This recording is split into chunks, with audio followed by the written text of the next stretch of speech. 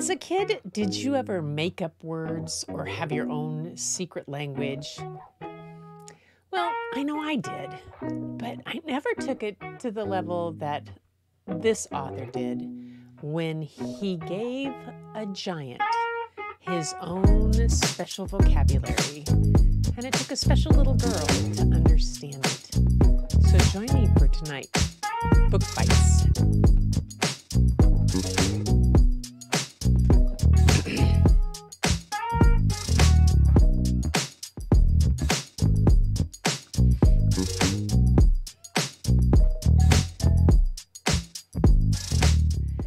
Hi, I'm Gretchen Shepherd, and welcome to Book Bites with the Booklady. I am excited to share another podcast with you tonight for NaPodPoMo 2023. This is day 5 of this 30-day challenge that I'm participating in, and each night I am sharing a snippet from a favorite piece of children's literature.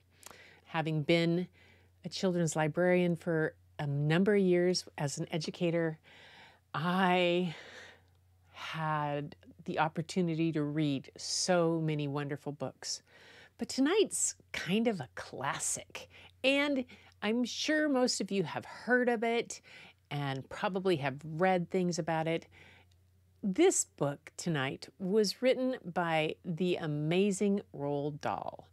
And Roald Dahl had a huge collection of books that he wrote. I mean, his library that he wrote was wonderful. If you caught yesterday's podcast, you heard me talk about Boy, Tales from Childhood, and read one of his childhood memoir stories that he had. The man had an amazing imagination. And in, 1982, this book came out. It's the BFG, or the Big Friendly Giant. It was an expansion of a short story from a previous book of his, the book Danny, Champion of the World, which came out in 1975. It's interesting to see that this book, while it has been republished and made into a movie, has also had things that were altered in some way. Things that had reference to boys and girls being separate were changed in some ways. There are some ways that the giant talks that today probably might not be as politically correct. Roald Dahl really just wanted to write a book and put out a book that was full of imagination, and that's what he did. I hope you will enjoy this tonight as I read an excerpt from The Big Friendly Giant. Read a couple different parts, and we're going to experience two of the main characters, Sophie and the BFG. So welcome to the first chapter of the BFG, called The Witching Hour. Sophie couldn't sleep. A brilliant moonbeam was slanting through the gap in the curtains. It was shining right on her pillow. The other children in the dormitory had been asleep for hours. Sophie closed her eyes and lay quite still. She tried very hard to doze off. It was no good. The moonbeam was like a silver blade slicing through the room onto her face. The house was absolutely silent. No voices came from downstairs. There were no footsteps on the floor above either. The window behind the curtain was wide open, but nobody was walking on the pavement outside. No cars went by on the street. Not the tiniest sound could be heard anywhere. Sophie had never known such silence. Perhaps, she told herself, this is what they call the witching hour. The witching hour, somebody had once whispered to her, was a special moment in the middle of the night when every child and every grown-up was in a deep, deep sleep, and all the dark things came out from hiding and had the world to themselves. The moonbeam was brighter than ever on Sophie's pillow. She decided to get out of bed and close the gap in the curtains. You got punished if you were caught out of bed after lights out, even if you said you had to go to the lavatory. That was not accepted as an excuse, and they punished you just the same. But there was no one about now. Sophie was sure of that. She reached out for her glasses that lay on the chair beside her bed. They had steel rims and very thick lenses, and she could hardly see a thing without them. She put them on, then she slipped out of bed and tiptoed over to the window. When she reached the curtains, Sophie hesitated.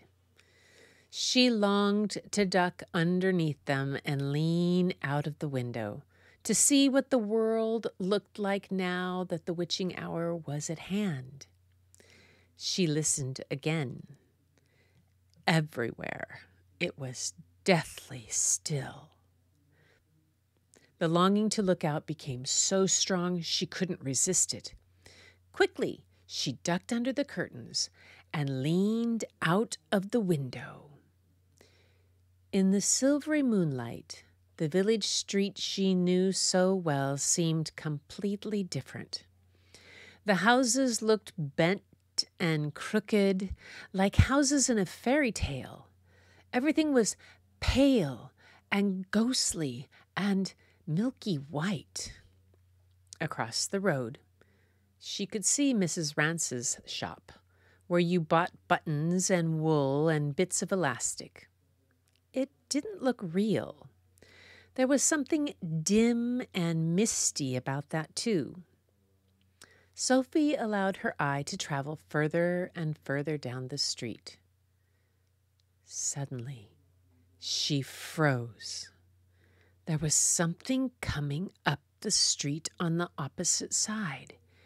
It was something black. Something tall and black. Something very tall and very black and very thin. Who? It wasn't a human. It couldn't be.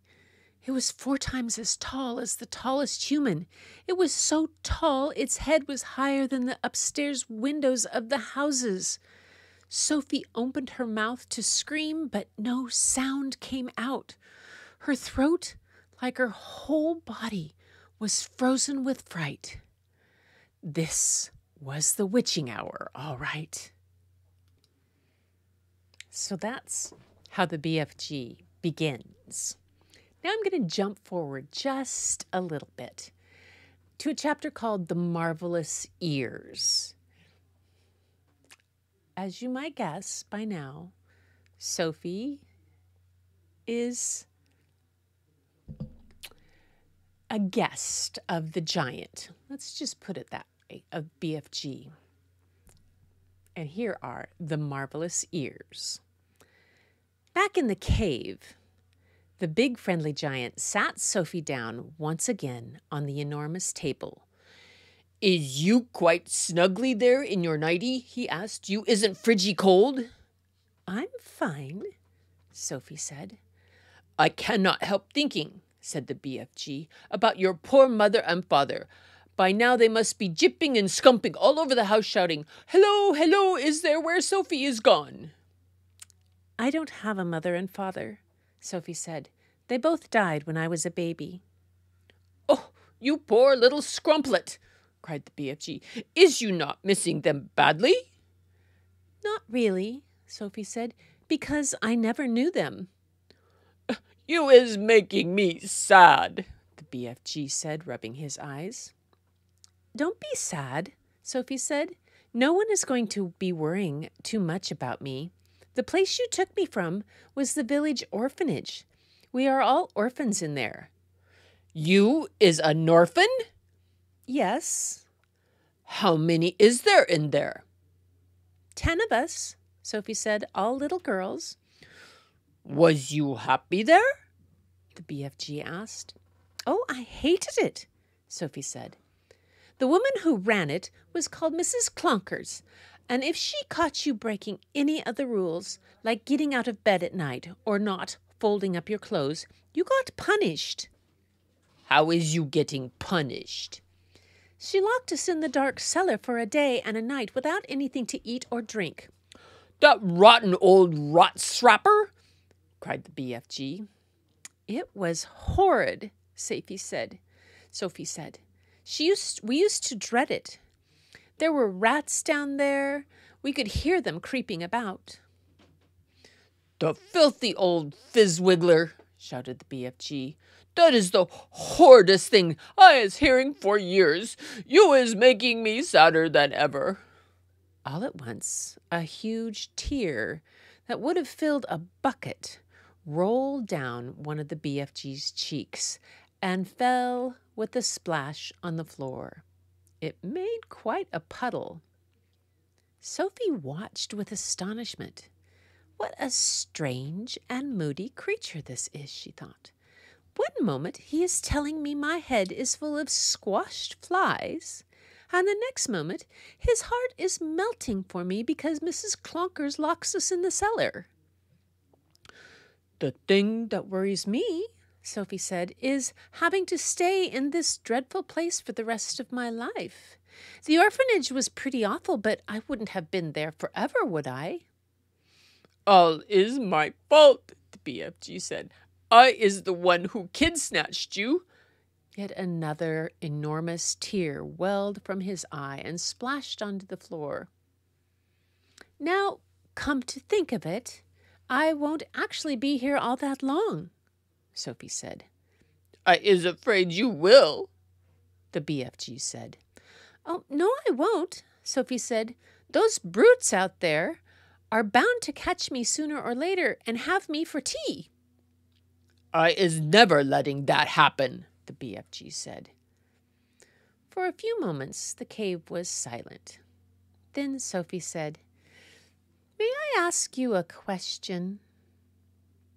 The BFG wiped the tears from his eyes with the back of his hand and gave Sophie a long, thoughtful stare. Shoot away, he said. Would you please tell me what you were doing in our village last night? Why were you poking that long trumpet thing into the Gucci children's bedroom and then blowing through it? Aha, cried the BFG, sitting up suddenly in his chair. Now we is getting nosier than a Parker. And the suitcase you were carrying, Sophie said. What on earth was that all about? The BFG stared suspiciously at the small girl sitting cross-legged on the table. You is asking me to tell you whopsy big secrets, he said. Secrets that nobody is ever hearing before. Oh, I won't tell a soul, Sophie said. I swear it. How could I anyway? I'm stuck here for the rest of my life. You could be telling the other giants. No, I couldn't, Sophie said. You told me they would eat me up the moment they saw me. And so they would, said the BFG. You is a human being, and human beings is like strawbunkles and cream to those giants. If they are going to eat me the moment they see me, then I wouldn't have time to tell them anything, would I? Sophie said. You wouldn't, said the BFG. Then why did you say I might? Because I is brimful of buzzburgers, the BFG said. If you listen to everything I am saying, you will be getting earache. Please tell me what you were doing in our village, Sophie said. I promise you can trust me. Would you teach me how to make an elephant? The BFG asked. What do you mean? Sophie asked.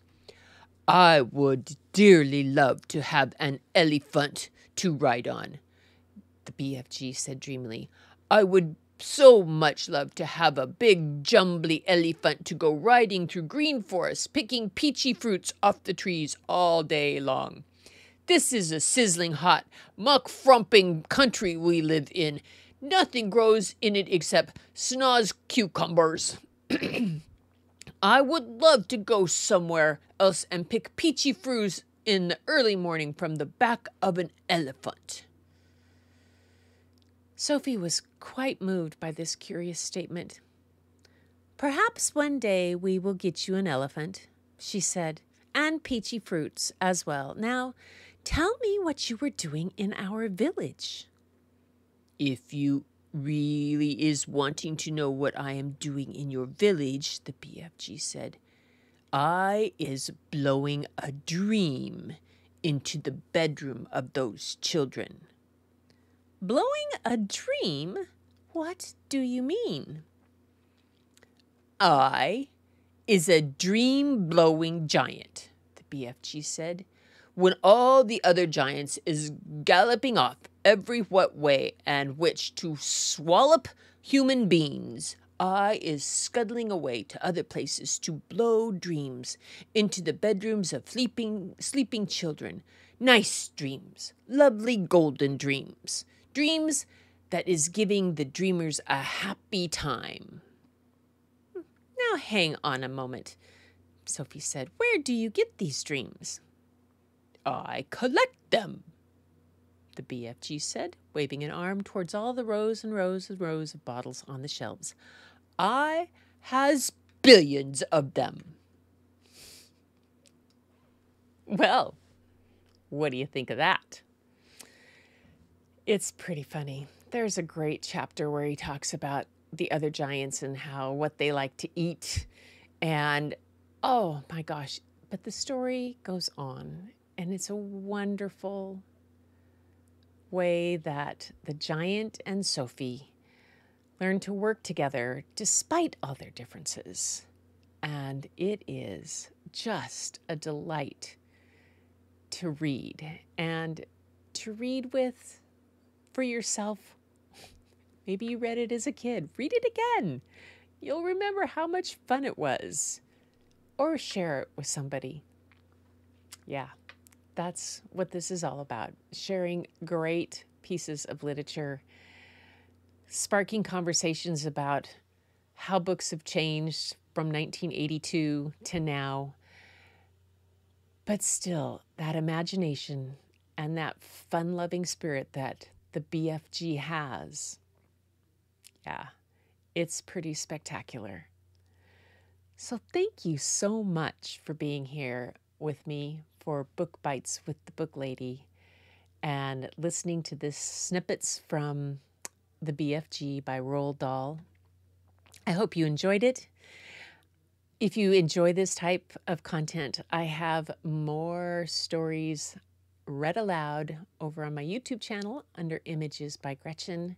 But this podcast will also be found on YouTube as well as here on how you're listening to it. But thank you for being part of this and joining me on this journey for NaPodPoMo. And until next time, keep looking for the beauty hidden in plain sight. It's all around. But the first place you'll find it is if you go look in the mirror. And probably the next place you can find it is in one of these books. And I'll see you in the next episode.